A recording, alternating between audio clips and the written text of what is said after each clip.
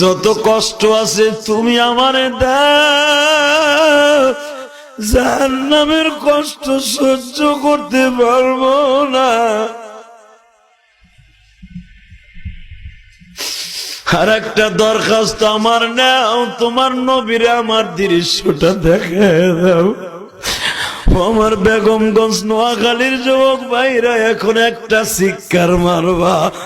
বেলাল যখন একটা চিৎকার মেরে বলে মালিক আমার দৃশ্যটা বিশ্ব নবীরে একবার দেখা, কত ভালোবাসি তোমার নবীরে। বেলালকে বাদান সারাদিন পাথরের উপর দিয়ে টাইনা টাইনা চামড়া আর জামাগুলা পাহাড়ের সাথে রয়ে গেছে। বেলালকে এইভাবে প্রতিদিন বাদান 21 দিন পর্যন্ত বাইন্দা মারে। বেলালের ক্ষত স্থানগুলা পছন্দ হয়ে গেছে বাবা, চামড়া গুলা চুলে গেছে, আহারে রক্ত গোস্ত গুলা দেখা যায়।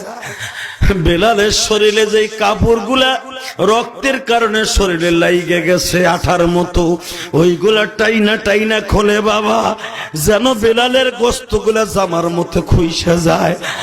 বেলাল আর সহ্য করতে পারে না। বেলাল বলে তোরা আমার এত কষ্ট না দিয়া মাইরে ফেলা।